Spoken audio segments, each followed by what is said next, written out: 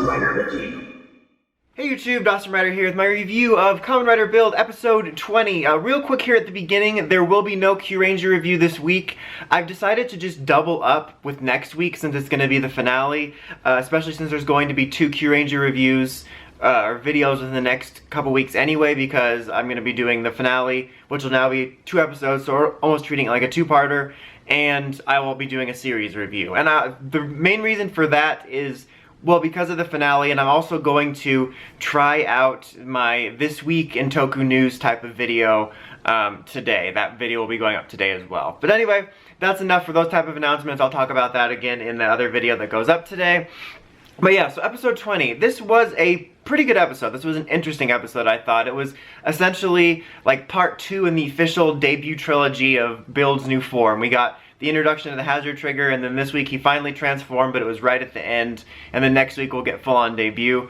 I really like how that's done.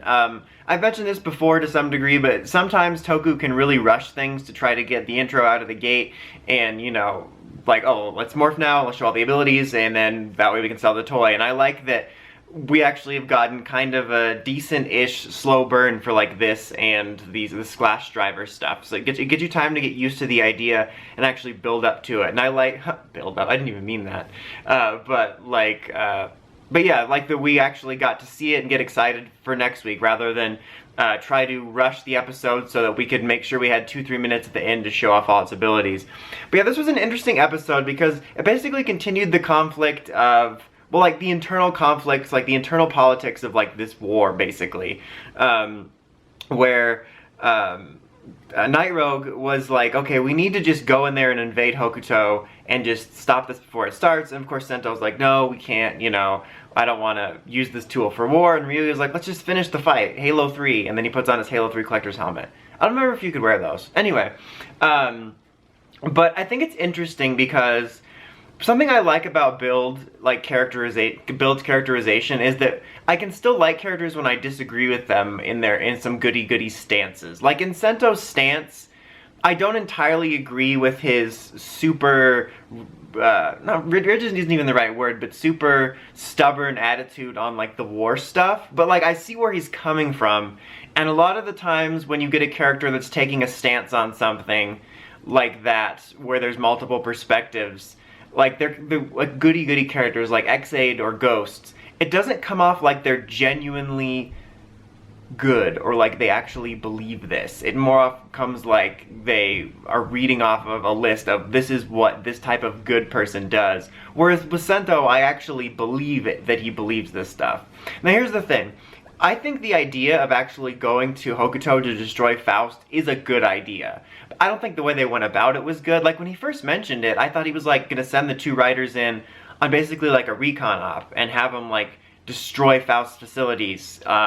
But he's like, no, we're just gonna have Ryuuga march in there Order 66 style. So I don't agree with the approach that Night Rogue wanted to take, because it is bad to just all of a sudden invade them because there's innocent people over there. But I think if they would have sent Build and Ryuuga, or Build and Claws in like stealth, or even just one of them to basically destroy them in a stealth mission, I don't think that's a bad idea. I'm not a believer of this don't escalate or be proactive about it. But I get Build's stance of not, like, defending is good, but not wanting to show that Rider is a thing of war. But the thing is if they went in stealthily, no one would know. Like, none of the people of the city would be like, oh, Build was used for war. They'll just know, oh, the war is over. Like, they could play it that way. But if he goes in like Ryuuga is, leading the troops to take the younglings out in the temple, then yeah, they'll know it's used for a war. But my point is that I totally get where Sento's coming from, and it makes sense, and I agree with some parts of it, but I do think a proactive approach is best, just not the approach they're using. The thing is with Sento's approach, again, I totally get the moral part of it, but at some point that stance becomes a problem. I just kept thinking of that line that Peter Parker said in the Civil War movie, where he says, at some point, then when the bad things happen, it's your fault. And if you don't do anything to stop these people proactively, then when bad stuff happens, you basically did have a chance to do something and you're not doing it. But it's a lot more complicated than that, obviously, because there's lots of manipulation and agendas going on. We still don't even know what Bloodstalk's real thing is, other than he's trying to basically, he's like Reverse Flash. He's trying to get everyone super strong. We don't know why. I've seen some theories of people saying like maybe he's brainwashed by aliens that work.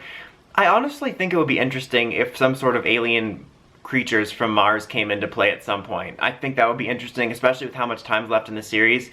But if there's some sort of third party that has something to do with Pandora's box like that, I don't want Bloodstalk to be brainwashed by them. I like the idea of him working with them, but I don't want it to be like, oh, he's cured and now he's good and he's gonna resume shop activities again.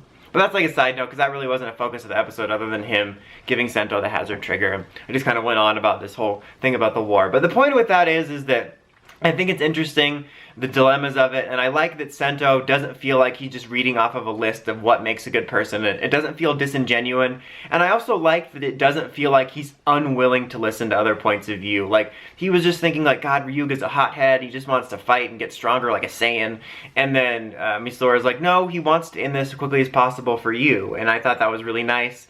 And it led to this really nice scene later on where he's sort of watching Ryuga fight the forces of Hokuto that were attacking the army as they headed towards there, and like having these flashbacks of their friendship, the good and the bad. And I thought that was a really nicely done scene and nicely led into his transformation decision. But I'll get back to that in a second. The other major development was Misora healed the previous prime minister guy or whatever, and he tried to take back, or he did take back control of like the Seto government, and Night Rogue like flipped out and was like, no, the box is mine!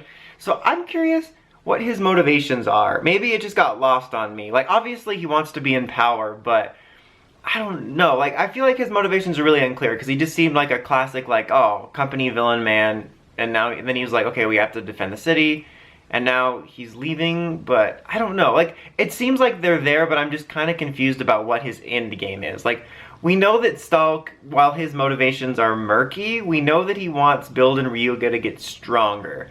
And we just kind of have a general idea of there's a goal he has in mind that's above our heads at the moment.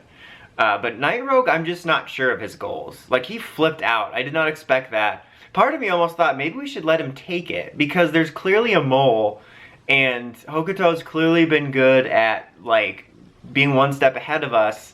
So maybe having a wild card take the box, it might not have been a terrible idea. It kind of would be, but like on one hand, because we saw how easily Build could stop him, so we could take it back at any time.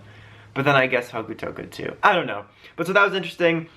But yeah, anyway, the final scene was really neat, the way him, like, sort of being moved by Ryuga's motivations had him transform to help him out. And I think it's interesting that both of the current power-ups are unstable. First of all, that seems dumb on the part of Sento when he was making the systems back when he was the other person. Like, well, how should I keep getting these powers better? I'll keep making more powerful systems, but they'll make you go mad! And then the next one will make you go mad. So, I like how those are twined together. In one way, it's kind of repetitive that both Ryuga and Build's powers are gonna make them go a little crazy, but on the other hand, I like how they intertwine. Like, Ryuga's is gonna make him go crazy, Build's is too, but he's using it to help him, and they're using it to help each other. Excuse me. And I'm curious to see how that works later, because for Grease, I feel like they're going to have to come up with some sort of solution to make it safer to use, because for Grease, if he's going to be around most of the series, that's like his main system. But like for Ryuga later, we could get another power-up, so him not using this one as often would make sense. And we pretty much know there's going to be a final form for Build, so him not using Hazard Trigger would make sense as much later.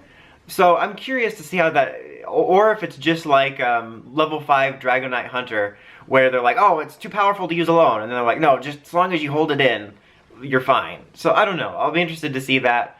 Well, I'll talk more about it next week, but I really do dig the look of the form, even though I was kind of lukewarm on it at first. But yeah, really cool stuff. I thought this was a really strong episode for character stuff and a great lead into the form debut. I would give it a 9. Anyway, that's about it. Until next time, don't forget to like, comment, subscribe. Dawson Ryder, signing out.